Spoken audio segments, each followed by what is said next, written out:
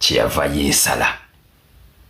Era ne bino mbyogera nga n'omukyala Nakisu yayinza okuba takimanyiiko nti ekimu ku kyalemesa omwami ono okuwoowa omukazi ono alyoke yeesikemu kwali kuba nti yali afunye amawulire agaali gamulabula ku mukazi ono. Era mu kugezaako okumutegeeza ng'era Nakisu amulemeddeko okumubuuza nti abaffe lwaki tetutompoowa, lwaki tompasa bino ne biggwa ne tubivaamu. Ono yagezaako okumunnyonnyola akawunvu n'akagga ku nsonga lwaki ayinza okuba akyalinzeemu. Na bw'atyo Nakisu yagezaako okukola buli kimu kyonna ekisoboka okupuruvinga omusajja ono nti ebimwogerwako si bituufu. Jjukira Munnayuganda nkujjukiza nti bwe kityo ne mu 2017 Hajji Mwizerwa mu kaseera kano ali mu kkomera. Naye bimu ku bigambo ebyamugambibwa ku mukyalo ono newankubadde ng'omukyalo ono omwetowaze era omukkakkamu naddala mu kiseera ng'akyakwetaaga. Era alabika okubeera omuntu ow'eddiini ennyo n'omukkakkamu. Mu 2017 nga batandise okufunamu obutakkaanya n'omukyalo ono. Jjukira nti obutakkaanya bwonna bwatandika mu 2017. Gino emyaka emirala gyonna baali bakyali kye twandiyise honeymoon nga beeyagala.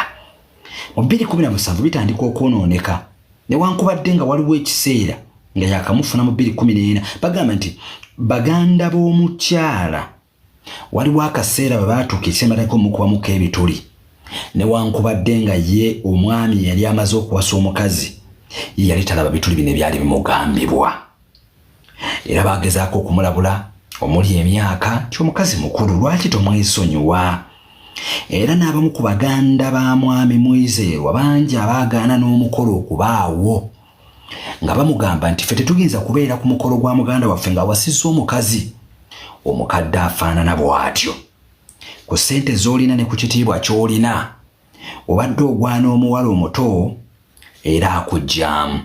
Kale nga ffe tulowooza nti kino tokigwana era totuukiridde kuba na muntu ono. Era omwami ono we yasangira Nakisu yamusanga ku poloti emu eyo okwali akazimbe ke yali azimbye ng'ayagala mu fomati ya kalina naye nga bakakayuwa siraabo nga tekannaba kubaako we kaatuuse. Hajji Mwizerwa yajja ne pulaani ey'okwagala okuzimbira omukazi ono ku sipiidi okuba nti omusajja wa tekigendererwa kye tekyali kyakuwasiza mukazi mu maka ge oba mu poloti gy'amusanzeeko. Nakisu kyeyava ategeeza omwami ono ti nedda ekyamazima nze mpulira njagala onzimbire wano aye wange wemmanyi nti nyinako obuvunaanyizibwa bebi kubanga okuzeekuza ate abaana bo bayinza okunsumbuwa nga bangoba gwanya kale nze mbadde nsaba mbeere wano. Kuge program bagita sekanyo lya extra the undercover. Ono omwami gwentegeddeko amannya bulijjo gaakweka Abubakar Kazibwe Ruutu Muteegomba. Erinnya ligenda kunsumbuwa Muteegomba. Nga tannajja mu bulamu bwa Nakisu nkyagala okuwa ku simple background otegeere lwaki bino tubijjayo. Era Munnayuganda gwagenda maaso n'okuba ng'ongoberera ekiseera gye kyeyongera Hajji nga bamugamba nti owaayi waategedde mukazi ono alabika ali bwati ne bwati yandiba ng'akubaatisa ate naye baatugamba yasookako ewaaji misi kintu yaliko n'ewa Mutebi n'abalala. Hajji nga tawuliriza era nga bwe nkugambye nti n'emu ku baganda be baamuboolerawo omukazi ono nga bamugamba nti omukazi aleese mukadde naye nga Hajji takiwuliriza. Omukazi bwe yakusoma kye tuyita akatabo n'akasoma Hajji yali convinced kuba nkugambye yava mu ggwanga lya South Sudan yajja n'akasente era n'asiibula egimu ku mikwano gye ng'agigambye nti akasente nkakoze embonyeebonye nnyo mukkirize ngende mu ggwanga lya Uganda nange mpumuleko n'ekyanattu kale kyenkola ebintu bye mbadde nange neegomba okuba nga nfuna. Wattu musajja wattu teyalowoozaako nti jjajja ajja mu bunnya bwa Walumbe oba olwese okuba nga ate oba oli awo bumusindiikiriza emagombe mu kaseera kano. Jjukira omusango gwe tuliko Munnayuganda gwangoberera ogwa defilement ogwateekebwa ku mwami ono. Singa gumukka muvi ayolekedde okwolekera akalabba, sinakindi okusibwa obulamu bwe bwonna. Ebintu byeyongera okubanga bitambula nga Hajji yali mu mukwano. Omukazi gwe yasanga akola, Hajji yajja ne ssente empitirivu ennyo ezirowoozebwa okubeera mu buwumbi eyo ku akawunti ye. Omukazi buli kye yasabanga baakimuweeranga mu budde. Kino nno ne kimuyinula ettama okutuuka okulowooza nti ne bw'aba takoze kale buli kimu ajja kukifunanga. Hajji yakolanga buli kimu, emmere yagireeteranga mu budde, outings ez'enjawulo, ku biiki baagendanga, era ng'ebimu ku bifaananyi by'obadde ozze olaba nga Hajji ku myaka gye ng'alina omukazi ono mu bifo eby'ebbeeyi omuli beaches ez'enjawulo, musajja wattu ng'agezaako kumatiza mukazi ono era n'okumukakasa nti ye mukazi gwe yali asibiddeko olukoba. Teyakomanga nno kukyakaza mukazi yekka, n'abaana abajja nannyina omuli abalenzi n'abawala bonna yabatwalanga mu bifo ebyo okugenda okunyumirwa, kubanga ekyamazima Hajji yalina kasente mu kiseera ekyo. Nkubuusabuusa nkutuuse ku mwami Kazibwe Luutu gwe twogerako, ajja atya era ayingira atya mu maka muno. Kazibwe Luutu aludde mu mulimo guno ogw'okukwana abakazi abo abeekulidde, era Kazibwe Luutu gwe twogerako omusajja ow'empisa ennyo, alina olulimi olulungi ennyo naddala ng'akwana omukazi omupya, era nga kizibu nnyo omukazi yenna okumusimattuka. Nti kizibu nnyo omukazi yenna okumusimattuka olw'enneekwata n'enneeyisa gye yeeyisaamu mu maaso g'omukazi oyo gw'aba yakatandika okwogereza. Akola emirimu gy'awaka, era ku mukazi ono awangaalira mu state ya America emanyiddwa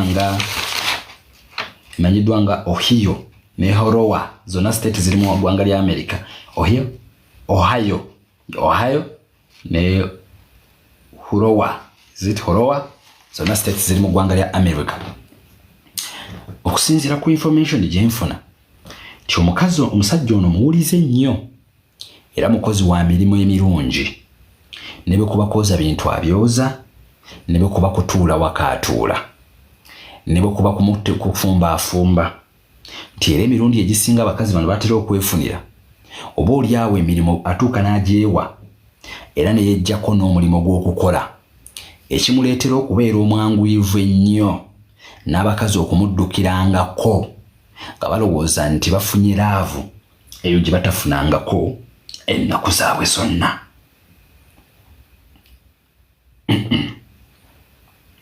Ennaku zaabwe zonna.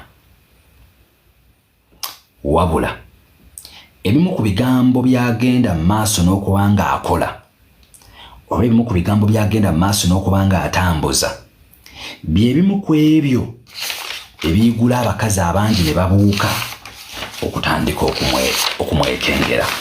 Wano nno weewali ekinyusi, wano wenjagala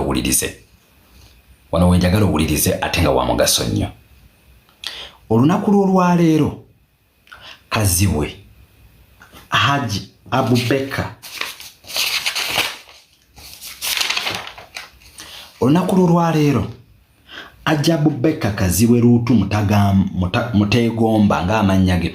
Jjukira nti abasinga tubadde tumanyi nnyo erinnya Kazibwe Luutu, kati olwaleero waliwo amannya gabadde tatera nnyo kujjayo.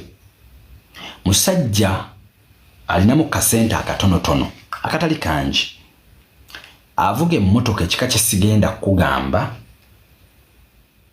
n'ennamba gye sigenda kugamba olw'ebyokwerinda mu maaso awo tujja kutuukayo. Alina amuvuga, teyeevuga.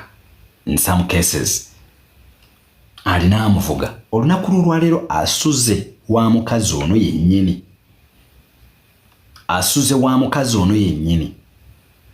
bw'aba anaagenda ewa Nakisuyi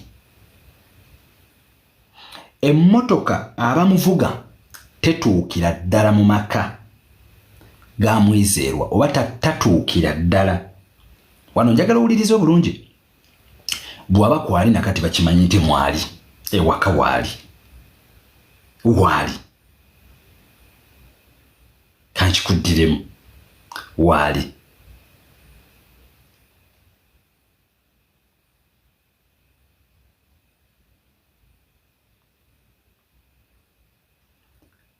essaawa ebaddeemu kitundu ku ssaawa zibaddemu emu kitundu ku bbiri zibaddemu emu kitundu ali n'omukyalo ono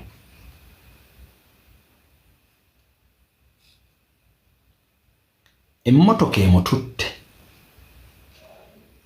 n'emulekayo n'ekomawo kugambye tetugenda gyatuukiriza tugenda kusooka tugireke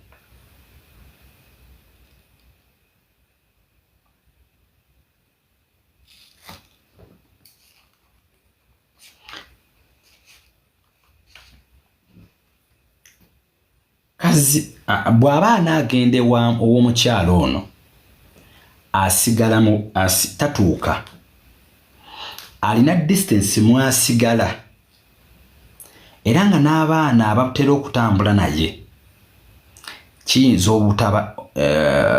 kiyinza okubatwalira akaseera okutegeera wa watuufu waali kubanga bo bamuleka mu kkubo awo enva gy'avaawo yeebuzaabuza abantu emirundi egisinga atambulawo olumu n'alinnyawo ka booda bino byonna abikola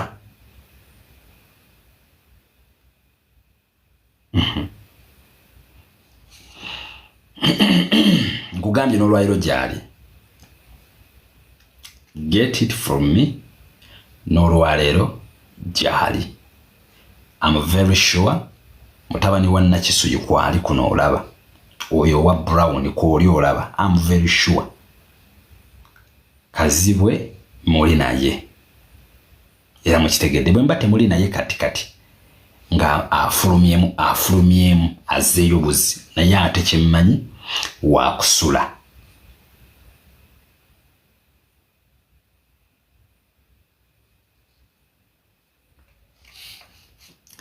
kazi wakimanyi nti omukazi muyaayi uliriza kazi wakimanyi nti muyaayi omukazi nti muyaayi era bino byamutuuka ebyayongera okwanika omukazi newankubadde nga naye yali akimanyiiko mu lukwe luno yalumanyaako naye bino ebyagenda mu maaso n'okubanga yeeyoleka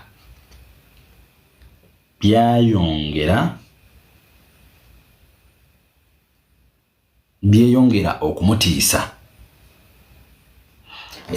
byeyongera okumutiisa n'ebimutegeezesa omukazi ono okusinziira ku mwami ono ne ku bakozi be bwakolera wano we sigenda kusooka kubagamba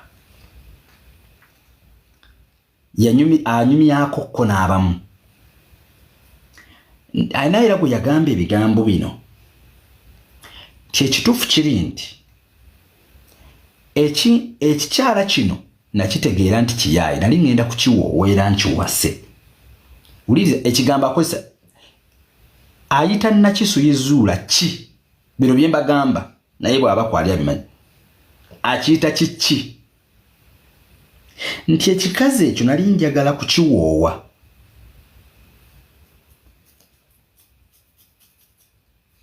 naye nenkitya nga baŋŋambye nti kiyaayi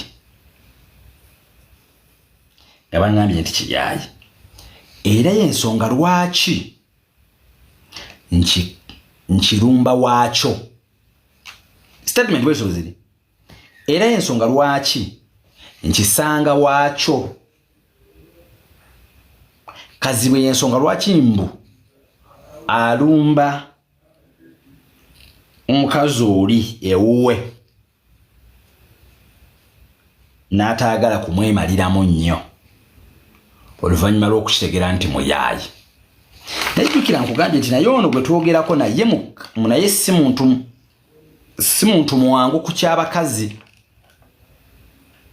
era nga bamanyi bagamba nti ono tawassa ye aliwo okwetega bwetezi gwe kasitoozi gwamu ezize ng'akutegula kyakutegudde nga yeeyongere wabula nti ku mulundi guno ono naye yagwa ku mafiya gwe yamisinze live y'eggulo gyagenda ku Next Edition TV YouTube channel bagita Next Edition TV gwagamba nti yayebuza live y'eggulo yagimisinze gyagenda ku Next Edition TV. Uliriza tuli mu kugeza kutunulira omwami ono lwaki omusango guno yera mwali nnyo kubanga erinnya lye lyetooloddwako nnyo. Ebbanga lyonna abadde bagezaako okwagala okwogera ku nsonga zino nga baleeta ku linnya lye lya Abubeka Mutegomba bannamawulire abasinga abadde atera okwogerako ko nabo mbu nga tayagala gano mannya googerwe nga ayagala lino bw'oba oli waakogezaako okubaako ky'omwogerako olina kukozesa mannya at least kazibwe luutu gano gabadde tegoogerwako ebbanga lyonna.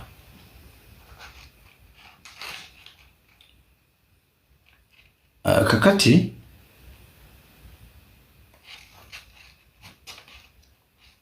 era omuntu omu kyeyavudde amubuuza ti naye ono gwe musibanga musiraamu munnammwe Hajji lwaki tosonyiwa lwaki temubaako engeri gye mukkakkanyamu obusungu musajja munnammwe ne mumuleka. Kyebavudde amugamba nti ddala kituufu kibadde kisoboka omusajja ono n'omukazi mweteefuteefu okumusonyiwa naye omusango gwamuva dda mu ngalo ti omukazi nakiswi ali ku mbeera ey'akasenge y'okubanga bwe singa anoonya engeri gy'ayinza okivaamu yandibadde akyeyambulula naye omusango gwamuva dda mu ngalo. Jukira kati guli state versus Mwizerwa ali kati chances z'okugwejjako ne bwe yandibadde ayagala takyayinza kukivaamu yakitandika alinako okukimaliriza. Omusajja ono alina kampuni yayagalako okukolako kampuni tagirina wabula yavaawo kampuni eya bitraka bino ebimotoka ebitikka ebyamaguzi newankubadde nga yatuuka ekiseera nayo neyavuwala era yagezaako n'okwagala okugyopaletingirako ku mu ggwanga lya America newankubadde okusinziira ku genfuna nti eno yatuuka n'eremererwa ng'olamaze okulangirwa ennyo nti lwaki tokola abakazi si gwe mulimu gwe gwokka naawe olina okutetenkanyanga n'okola.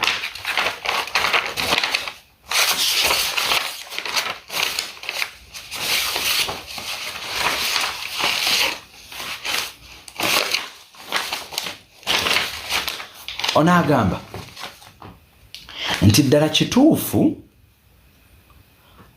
bakimanyire ddala nti Hajji talina musango munda mu bo balina endowooza nti Hajji talina musango nabo bakimanyi wabula ekigendererwa kyabwe kirabika kyayonoonekera wali ku ground. Ekigendererwa kyabwe kyayonoonekera wali ku ground awaasookera ddala ng'akwatiddwa Hajji kubanga baali bakimanyiira nti ono kasita bamukwata buli lwe bamukwata avaamu akasente. Kakati ne ku mulundi guno bwe basooka okukirowooza nti anaavaamu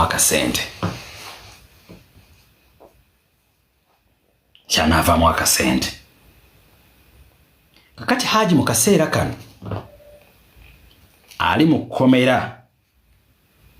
Njagala kutegeezako gwe munne Uganda ti omusango gwe tulimu guno singa musajja wattu gumukka mu vi guyinza okuba nti ajja kusibibwa obulamu bwe bwonna oba okuwanikibwa kalabba. Wano nno wensinziira nga sinneeyongerayo okutegeeza nti gwe wenna eyeebuuza nti mmeeya lwaki omusango guno ogubeeramu. Njagala kutegeeza ekyo ekibuuzo wandibadde tokibuuza singa kiri ku ggwe. Weteebereza omusajja gwe wazaalamu abaana eyatuuka n'okuwoowa ne mukola embaga n'akuwa amahale g'emmotoka TX, buli kimu ne kikolebwa n'obanga n'abaana be wajja nabo n'abalabirira ne batuuka n'okugenda ku yunivasite ne kibanga ekirabo kyokka ky'olina omumusonyiwa ky'olina omumuwa kwe kumuleka ng'omusse, ng'omusango gw'olina omumuteekako alina kuwanikibwa kalabba. Ekyo njagala otegeere, njagala kublockinga ne lireeta bya jjajja Ichuli Komanina. Do you think we are stupid? Singa kiri ku ggwe ni moderator wange wana akimblockingira kino. Tuleta nonsense wano. Saagala nonsense wano. Nakugambye baba alowooza nti byenjogera nimba nteeke antwale mu kkooti. Byonna byeni mu kumugamba ku byeni mu kumwogerako antwale mu kkooti. Tompita TikToker. Era bw'oba nnumba omanyi, I'm not a TikToker, siri blogger, I'm a journalist by profession. N'ebipapula mbirina. You get my point, right? I am a journalist by profession. So in case of anything, take mu court. Do you think all those papers are just for nothing? For nothing.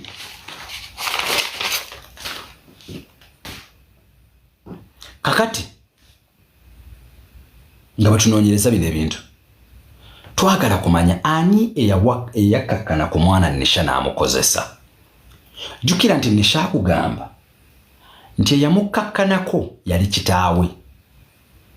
Kitaawe ono akugamba nze seebakanga ku mwana era mweteefuteefu, agamba nti ze buli kimu kyeyagala okukolebwa oba DNA yasinga okugyetaaga.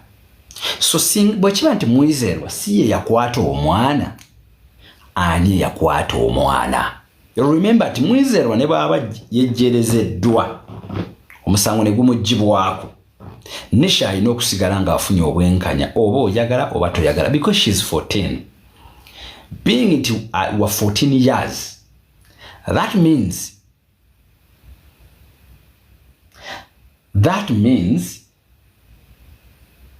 nti alina oba oyagala oba toyagala okufuna obwenkanya kubanga tali virgin.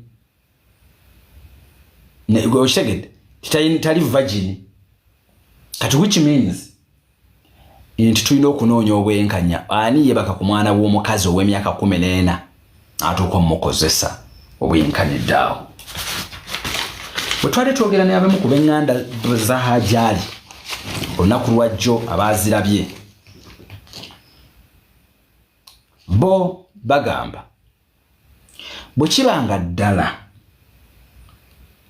muganda waabwe yeebaka ku muntu, ku mwana oyo avunaanibwe ng'amateeka bwe galagira era aweebwe ekibonerezo kye kimugwana.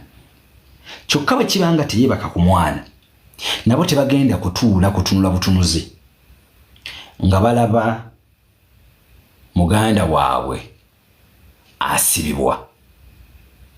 Kyova olaba omusango guno gugenzemu propaganda mungi. Olunaku lwajjo nze nakoze interview ne basista ba zonna interview obutambi bwonna bwe mwalabye bwonna obwajjo, because wabadde obwa Bukedde nze nabukutte Bukedde TV, nze nabukutte.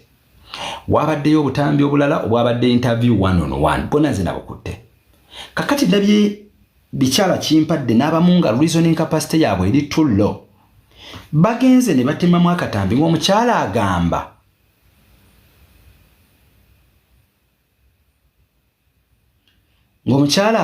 nti bwe kibanga muganda waffe yakwata omwana tukkiriza, bwe kibanga muganda waffe yakwata omwana kati bali bakatemi kaliba katemi kibatanso ndabye n'omukyala sima bayani nalongo naye nga katadde nite niko kwebuza mbongo bwange naye kati bana abantu babategeera bulungi era ngolaba n'oli atadde mu comment section ngo obwongo bwe munange nga ye munange kwegamba ne tuna reasoning capacity y'abantu abamu nga banange eri too low you can't tosobola ku reasoninga beyond reasonable doubt nti mu mateeka ekyo bakingambye eti oyina okuteekawo embeera nga teetawo kubuusabuusa mu byokola nti akatambi kaliba okatunuulira kakulaga nti kayina gye katandikidde kayina ne gye kasembedde but that one mu kifo ky'okulaba okunoonya the full video okunoonya the full video ate gwe oli ka video kamu ko imutama so videos nze nazikutte I personally era nezibawa so wendabye omuntu omunga naye gwendowooza okubanga alimu amagezi naye nga akapostinze so I was like ye oba entegeera y'abantu bafaate so propaganda omulala nti Hajji batunze nyumba the family ya confesses yonna nekakasa nti abawala betwabalaze oba abakyala bonna betwabalaze be bali mu musango gwa Jali tewali mukyala tewali muntu mulala yenna kyovala nti bana abantu omusango guli mu kooti naye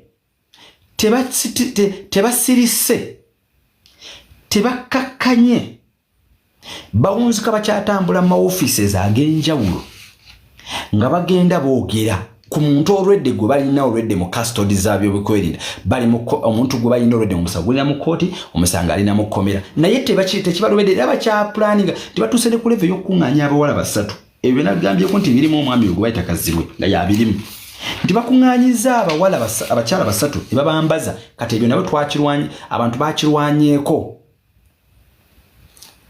n'agenda basobole okubanga bagamba nti batuuse okusuubiza abantu abo ne bagamba nti tubasuubiza $3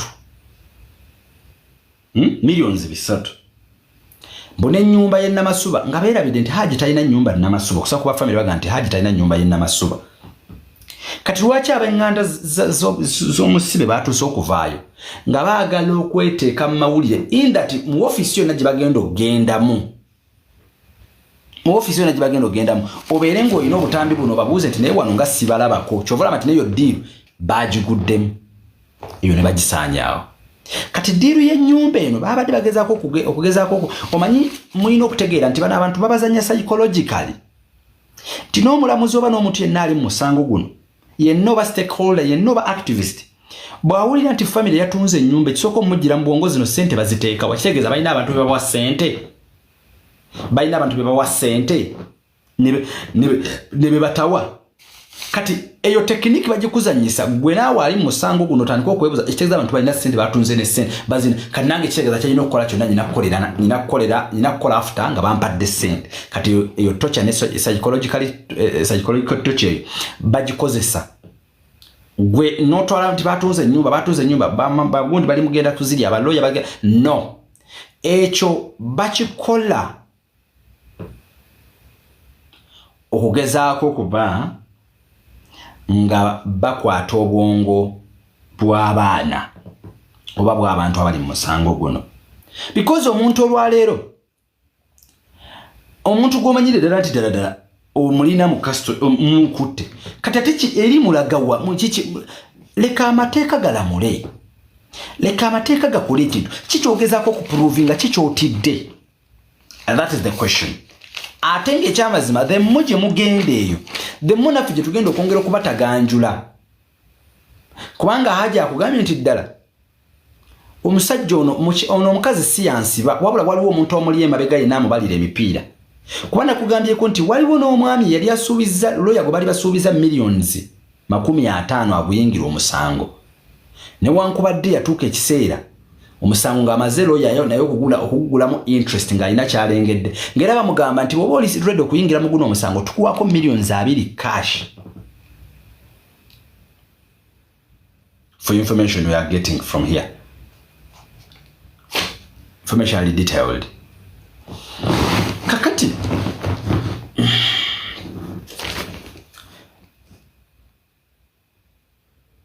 omuwala kyoyina osooka okutegeera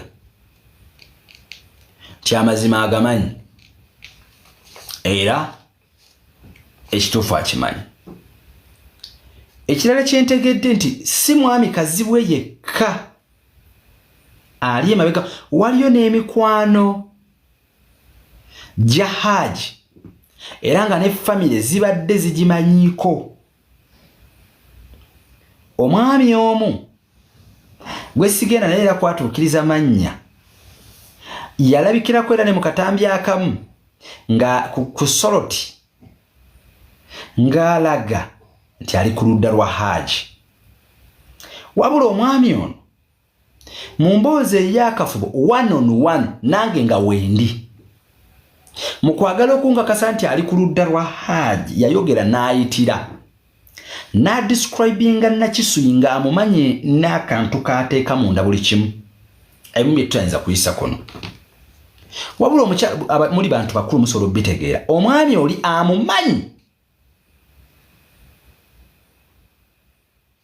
amumanyi buli kimu. Era omwami ono akugamba tiwaliwo okunona ice cream okumanyi, okunona ice cream tujja kukozesa ebitujja biwumba okunona ice cream kutegeera. Ono anyumya n'atuuka n'okugamba ono engeri gy'anuunamu ice cream. Omwami oyo kyokka nga ku sayidi emu oba endala alaga nti mukwano gwona. Era omwami ono yaŋŋamba nti ne ku kkooti yaliwo era mbu olwatunula mu maaso ga Hajjati mbu Hajjati n'aseka mbu kyava mugamba gwe zuula bino ebintu bye lwaki ofa mbu Hajjati n'aseka. Wabula wano njagala owulirize bulungi bano bonna basajja bakwano gya Hajji Abayisiraamu mikwano gye era egimutwala okubeera Omuyisiraamu egimu egibadde gitambula naye mu kugaba ebintu byabadde agaba ku mizikiti ne mu bantu baana bakateyamba bamulekwa era abadde batambula naye mu buli kimu.